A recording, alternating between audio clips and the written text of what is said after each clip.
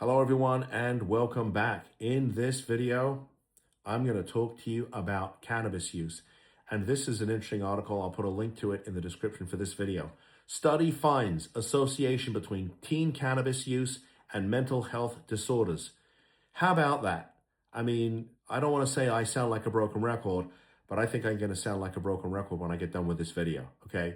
I mean, I'm glad they did a study. It really just confirms what we have been seeing really since they legalized marijuana here in Florida and a lot of other states, which is this stuff is bloody dangerous.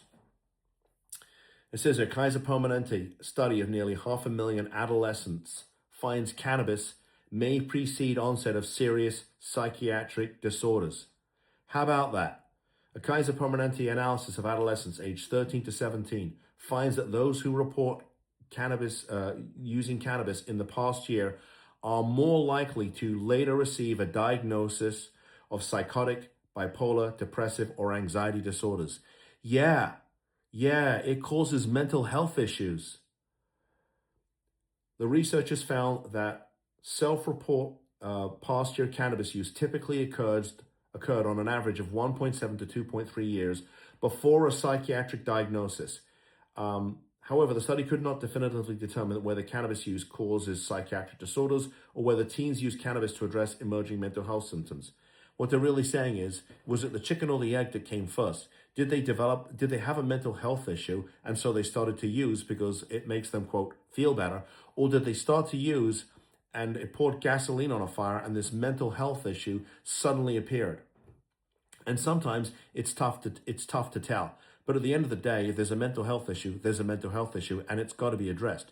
Because like any disease that hijacks the brain, which is what this does, it will get worse if untreated, and it will eventually lead to some horrible consequences. Psychosis that becomes, almost impossible to reverse, okay? And we see a lot of that, which is why getting somebody into a clinically appropriate facility that can really handle this is key and critical. Okay, and I'll tell you, we work with just a very small, select group of facilities that I would trust with my own family member. So if I trust them with my family, I can trust them with yours. If I don't trust them with my family member, I'm sure as heck not going to refer you to them. Okay, that's not what we do. Here we go.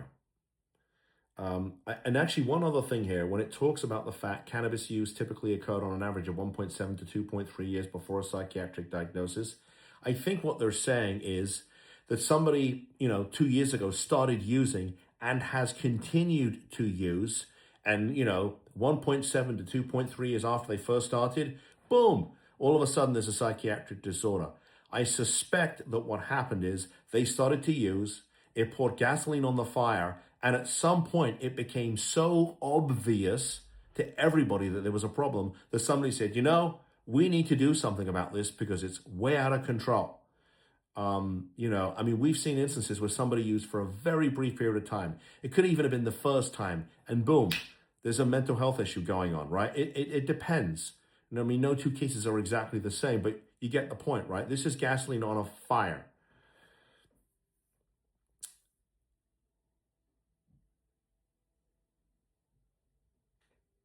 Let's find something else I want to share with you. The researchers also acknowledged the complex and bidirectional relationship between cannabis use and mental health. While it is not possible to definitively determine causality, this study had a strong retrospective design, they wrote. I mean, look, if it looks like a duck and walks like a duck and quacks, if somebody started to use and developed a mental health issue that they'd never had before, it's not rocket science, people. There's a problem here, okay? And I appreciate the study, but I could have told you all of this without reading it, just from the experience that we've had speaking to literally thousands of families. In any event, not to beat a dead horse here, I'll put a link to the article in the description for this video.